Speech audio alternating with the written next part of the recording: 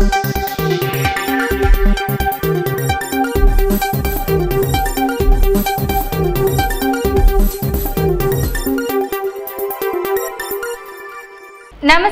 ಈ ನ್ಯೂಸ್ ಟಿವಿಯ ಸ್ಪೀಡ್ ನ್ಯೂಸ್ಗೆ ಸ್ವಾಗತ. ದೇಶ, ರಾಜ್ಯ ಹಾಗೂ ಸ್ಥಳೀಯ ವಿದ್ಯಮಾನಗಳ ಪಟಾಪಟ್ ಸುದ್ದಿ.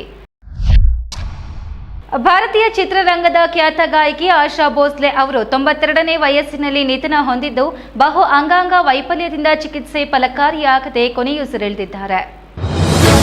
ಭಾರತೀಯ ಚಿತ್ರರಂಗದ ದಿಗ್ಗಜ ಗಾಯಕಿ ಆಶಾ ಭೋಸ್ಲೆ ಇಂದು ನಿಧನ ಹೊಂದಿದ್ದಾರೆ.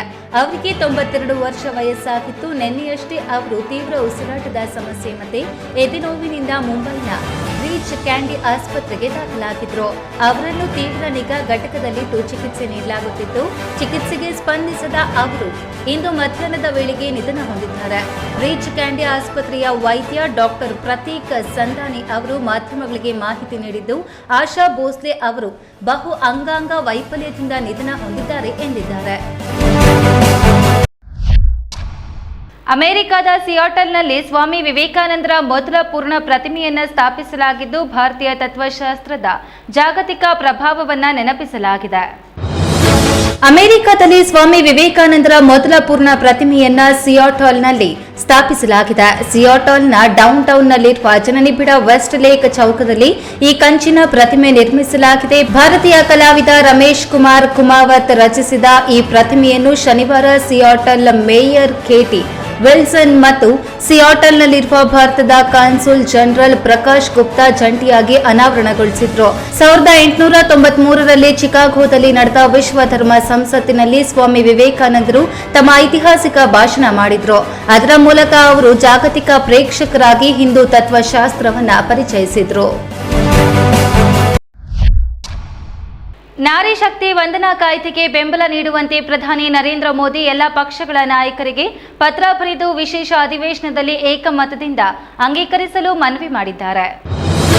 ಪ್ರಧಾನಿ ನರೇಂದ್ರ ಮೋದಿ ಅವರು ಲೋಕಸಭೆ ಮತ್ತು ರಾಜ್ಯಸಭೆಯ ಎಲ್ಲ ಸಂಸದೀಯ ಪಕ್ಷಗಳ ನಾಯಕರಿಗೆ ಪತ್ರ ಬರೆದು ನಾರಿ ಶಕ್ತಿ ವಂದನಾ ಕಾಯ್ದೆ ತಿದ್ದುಪಡಿಗೆ ಸಂಪೂರ್ಣ ಬೆಂಬಲ ನೀಡುವಂತೆ ಕೇಳಿಕೊಂಡಿದ್ದಾರೆ. ಈ ಪತ್ರದಲ್ಲಿ ಪ್ರಧಾನಿ ಮೋದಿ ಅವರು ಏಪ್ರಿಲ್ 16ರಂದು ಪ್ರಾರಂಭವಾಗುತ್ತಿರುವ ಸಂಸತ್ತಿನ ವಿಶೇಷ ಅಧಿವೇಶನದಲ್ಲಿ ಈ ಐತಿಹಾಸಿಕ ತಿದ್ದುಪಡಿಯನ್ನ ಸರ್ವಾನುಮತದಿಂದ ಅಂಗೀಕರಿಸಬೇಕೆಂದು ಕರೆ ನೀಡಿದ್ದಾರೆ. ಇದಲ್ಲದೆ ಬಿಜೆಪಿ ತನ್ನ ಎಲ್ಲ ಸಂಸದರಿಗೆ ವಿಪ್ ಜಾರಿ ಮಾಡಿದ್ದು, ಏಪ್ರಿಲ್ 16, 17, 18ರಂದು ಸದನದಲ್ಲಿ ಹಾಜರಿರುವಂತೆ ನಿರ್ದೇಶಿಸಿದೆ. ತುಮಕೂರು ಬಳಿ ನಿರ್ಮಾಣ ಹಂತದ ಸೇತುವೆ ಕಂದಕಕ್ಕೆ ಕಾರು ಬಿದ್ದು ಒಂದೇ ಕುಟುಂಬದ 4 ಅದೃಷ್ಟವಶಾತ್ ಪ್ರಾಣಾಪಾಯದಿಂದ ಪಾರಾಗಿದ್ದಾರೆ. ತುಮಕೂರು ರಾಷ್ಟ್ರೀಯ ಹೆದ್ದಾರಿ 48ರಲ್ಲಿ ಭೀಕರ ಅಪಘಾತ. ನಿರ್ಮಾಣ ಹಂತದ ಸೇತುವೆ ಕಂದಕಕ್ಕೆ ಕಾರು ಪತನ. ಹನುಮಂತಪುರದ ಸಿಟ್ರಿಯಾ ಬಾರ್ ಸಮೀಪ ಘಟನೆ. ಕಾರು ಸಂಪೂರ್ಣ ನಜ್ಜುಗುಜ್ಜು. ಒಂದೇ ಕುಟುಂಬದ 4 ಅದೃಷ್ಟವಶಾತ್ ಪ್ರಾಣಾಪಾಯದಿಂದ ಪಾರಾಗಿ ಸಣ್ಣ ಪುಟ್ಟ ಗಾಯ. ಗಾಯಾಳುಗಳನ್ನು ತಕ್ಷಣ ಸಿದ್ಧಗಂಗಾ ಆಸ್ಪತ್ರೆಗೆ ದಾಖಲಿಸಿ ಚಿಕಿತ್ಸೆ ನೀಡಲಾಗುತ್ತಿದೆ. ಸೇತುವೆ ಕಾಮಗಾರಿ ವಿಳಂಬ ಮತ್ತು ಸುರಕ್ಷತಾ ಕ್ರಮಗಳ ಕೊರತೆಯೇ ಅಪಘಾತಕ್ಕೆ ಕಾರಣ ಎಂಬ ಆರೋಪ. ಎಚ್ಚರಿಕೆ ಫಲಕಗಳಿಲ್ಲದೆ ಪದೇ ಪದೇ ಅಪಘಾತ. ಅಧಿಕಾರಿಗಳ ನಿರ್ಲಕ್ಷ್ಯಕ್ಕೆ ಸಾರ್ವಜನಿಕರ ಆಕ್ರೋಶ. ಮಂಗಳೂರು ಯುವಕನ ಆತ್ಮಹತ್ಯೆ ಪ್ರಕರಣದಲ್ಲಿ ಪ್ರೇಮ ಸಂಬಂಧದ ಕಿರುಕುಳ ಕಾರಣ ಎನ್ನಲಾಗಿದ್ದು, 3 ವಿರುದ್ಧ ಪ್ರಕರಣ ದಾಖಲಾಗಿದೆ. ಮಂಗಳೂರು ಮೂಡುಶೆಟ್ಟಿಯ ಎದುರು ಪದವು ನಿವಾಸಿ ಮಹಮ್ಮದ್ ಆಶಿಕ್ 22 ವರ್ಷದವರು ಆತ್ಮಹತ್ಯೆ ಪ್ರಕರಣಕ್ಕೆ ಹೊಸ ಟ್ವಿಸ್ಟ್ ಸಿಕ್ಕಿದೆ. ಪ್ರೀತಿಸಿದ ಯುವತಿಯ ಕಿರುಕುಳವೇ ಸಾವಿಗೆ ಕಾರಣ ಎನ್ನಲಾಗಿದ್ದು, ಆತ್ಮಹತ್ಯೆಗೆ ಪ್ರಚೋದನೆ ನೀಡಿದ ಆರೋಪದಡಿ ಯುವತಿ ಮತ್ತು ಆಕೆಯ ತಾಯಿ ಸೇರಿದಂತೆ 3 ವಿರುದ್ಧ ಮಂಗಳೂರಿನ ಕಾವೂರು ಪೊಲೀಸ್ ಠಾಣೆಯಲ್ಲಿ ಪ್ರಕರಣ ದಾಖಲಾಗಿದೆ. ಮಾರ್ಚ್ 21ರಂದು ಈದ್ ಹಬ್ಬದ ದಿನವೇ ಆಶಿಕ್ ಆತ್ಮಹತ್ಯೆ ಮಾಡಿಕೊಂಡಿದ್ರು. ಆರಂಭದಲ್ಲಿ ಯಾವುದೋ ಕಾರಣಕ್ಕೆ ಮನನೊಂದು ಆಶಿಕ್ ಈ ನಿರ್ಧಾರ ಕೈಗೊಂಡಿರಬಹುದು ಎಂದು ಭಾವಿಸಲಾಗಿತ್ತಾದರೂ ಮೊಬೈಲ್ ಪರಿಶೀಲನೆ ವೇಳೆ ಪ್ರೇಮ ಪ್ರಕರಣ ಬೆಳಕಿಗೆ ಬಂದಿದೆ. ಉತ್ತರ ಪ್ರದೇಶದ ಮಿರ್ಜಾಪುರದಲ್ಲಿ ಹಿರಿಯ ವಕೀಲನನ್ನು ಸಾರ್ವಜನಿಕರ ಮುಂದೆಯೇ ಗುಂಡಿಕ್ಕಿ ಹತ್ಯೆ ಮಾಡಲಾಗಿದ್ದು, ಆರೋಪಿಗಳ ಪತ್ತೆಗೆ ಪೊಲೀಸರು ಶೋಧ ನಡೆಸುತ್ತಿದ್ದಾರೆ. ಉತ್ತರ ಪ್ರದೇಶದ ಮಿರ್ಜಾಪುರದಲ್ಲಿ ಶನಿವಾರ ಬೆಳಗ್ಗೆ ರಕ್ತಪಾತ ನಡೆದಿದೆ. ಹಿರಿಯ ವಕೀಲರೊಬ್ಬರನ್ನ ಗುರಿಯಾಗಿಸಿಕೊಂಡು ಬಂದ 2 ಹಂತಕರು ಸಾರ್ವಜನಿಕರ ಕಣ್ಣೆದುರೆ ಗುಂಡಿನ ದಾಳಿ ನಡೆಸಿ ಪರಾರಿಯಾಗಿದ್ದಾರೆ. ಆದರೆ ಈ ಕೊಲೆಯ ನಂತರ ಹಂತಕರು ಅಲ್ಲಿಂದ ತಪ್ಪಿಸಿಕೊಳ್ಳಲು ನಡೆಸಿದ ಹರಸಾಹಸ ಈಗ ಸಾಮಾಜಿಕ ಜಾಲತಾಣಗಳಲ್ಲಿ ವೈರಲ್ ಆಗಿದೆ. 40 ವರ್ಷದ ಹಿರಿಯ ವಕೀಲ ರಾಜೀವ್ ಸಿಂಗ್ ಅವರು ಪ್ರತಿದಿನದಂತೆ ಶನಿವಾರ ಬೆಳಗ್ಗೆ ಕೂಡ ವಾಯುವಿಹಾರಕ್ಕೆ ಹೊರಟಿದ್ದು, ಈ ವೇಳೆ ಬೈಕ್ನಲ್ಲಿ ಬಂದ ಇಬ್ಬರು ದುಷ್ಕರ್ಮಿಗಳು ಅವರನ್ನು ಹಿಂಬಾಲಿಸಿದ್ದಾರೆ. ಸಿಸಿಟಿವಿ ದೃಶ್ಯಾವಳಿಗಳ ಪ್ರಕಾರ ಬೈಕ್ನ ಹಿಂಬದಿಯಲ್ಲಿ ಕುಳಿತಿದ್ದ ವ್ಯಕ್ತಿ ಇಳಿದು ಬಂದು ಅತಿ ಸಮೀಪದಿಂದ ರಾಜೀವ್ ಸಿಂಗ್ ಅವರ ಮೇಲೆ ಗುಂಡು ಹಾರಿಸಿದ್ದಾರೆ. ಗುಂಡು ತಗುಲಿದ ತಕ್ಷಣ ಸಿಂಗ್ ಅವರು ಸ್ಥಳದಲ್ಲಿ ಕುಸಿದು ಬಿದ್ದು ಪ್ರಾಣ ಬಿಟ್ಟಿದ್ದಾರೆ. ದೇವನಹಳ್ಳಿ ಗ್ರಾಮದಲ್ಲಿ ಎಲ್ಇಡಿ ಪರದೆ ಮೇಲೆ ಕುರುಕ್ಷೇತ್ರ ನಾಟಕ ಪ್ರದರ್ಶನ ನಡೆದಿದ್ದು ಗ್ರಾಮೀಣ ಕಲಾವಿದರು ಮೆಚ್ಚುಗೆ ಗಳಿಸಿದ್ದಾರೆ.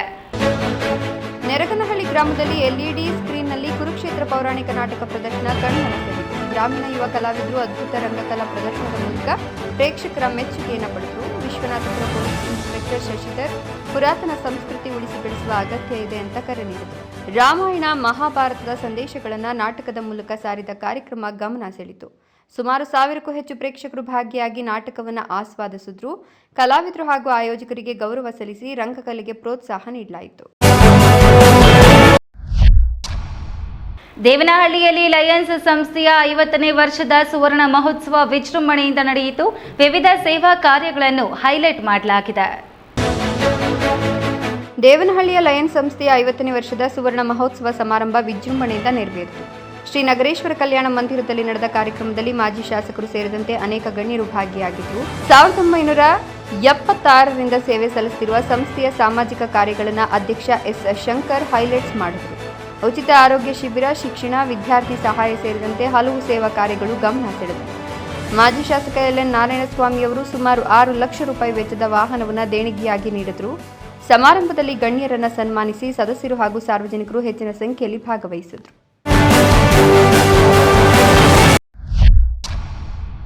ಲಕ್ನೋದಲ್ಲಿ ಮಹಿಳೆ ತನ್ನ ಮಗು ಜೊತೆ ಹೈಕೋರ್ಟ್ ಕಟ್ಟಡದಿಂದ ಹಾರಲು ಯತ್ನಿಸಿದ ವೇಳೆ ಪೊಲೀಸ್ ಅಧಿಕಾರಿ ಧೈರ್ಯದಿಂದ ಇಬ್ಬರ ಜೀವ ಉಳಿಸಿದ್ದಾರೆ.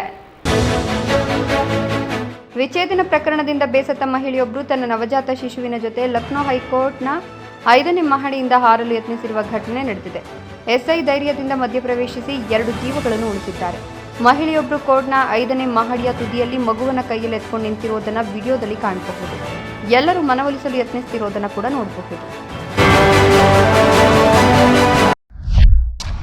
ಬೆಂಗಳೂರು ಸೇರಿದಂತೆ ಹಲವು ಕಡೆ ರಸ್ತೆ ಅಪಘಾತಗಳು ಸಂಭವಿಸಿ ಓರ್ವ ಸಾವನ್ನಪ್ಪಿದ್ದು ವಿವಿಧ ಪೊಲೀಸ್ ಠಾಣೆಗಳಲ್ಲಿ ಪ್ರಕರಣ ದಾಖಲಾಗಿದೆ. ರಾಜ್ಯದ ವಿವಿಧ ಭಾಗಗಳಲ್ಲಿ ರಸ್ತೆ ಅಪಘಾತಗಳು ನಡೆದಿದ್ದು ಓರ್ವ ಸಾವನ್ನಪ್ಪಿದ್ದಾನೆ. ಬೆಂಗಳೂರು, ಬಳ್ಳಾರಿ ಮತ್ತು ನೆಲಮಂಗಲದಲ್ಲಿ ಈ ಅಪಘಾತಗಳು ನಡೆದಿದ್ದು ಸಂಬಂಧಿಸಿದ ಪೊಲೀಸ್ ಠಾಣೆಗಳಲ್ಲಿ ಪ್ರಕರಣಗಳು ದಾಖಲಾಗಿದೆ. ಬೆಂಗಳೂರಿನ ಮೈಸೂರು ರಸ್ತೆಯ ಸ್ಯಾಟಲೈಟ್ ಬಸ್ ನಿಲ್ದಾಣದ ಪಾರ್ಕಿಂಗ್ ಪ್ರದೇಶದಲ್ಲಿ ನಡೆದ ದುರಂತದಲ್ಲಿ 45 ವರ್ಷದ ಶ್ಯಾಮ್ ದೊರೆ ಮೃತಪಟ್ಟಿದ್ದಾರೆ. ತಮಿಳುನಾಡಿಗೆ ತೆರಳಿ ಹಿಂದಿರುಗಿದ್ದ ಅವರು ಪತ್ನಿ ಜಯಶ್ರೀ ಎದುರೇ ನರಳಿ ಪ್ರಾಣ ಬಿಟ್ಟಿದ್ದಾರೆ ಎನ್ನಲಾಗಿದೆ.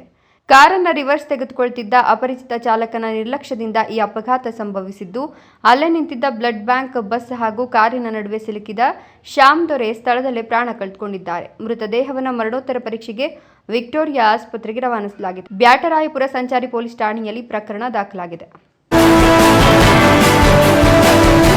ಈ ನ್ಯೂಸ್ ಟಿವಿಯ ಸ್ಪೀಡ್ ನ್ಯೂಸ್ ಜೊತೆಗೆ ತಪ್ಪದೆ ವೀಕ್ಷಿಸಿ. ಈ ನ್ಯೂಸ್ ಟಿವಿಯ ಮುಖ್ಯ ಸಂಚಿಕೆ ರಾತ್ರಿ 8:30ಕ್ಕೆ.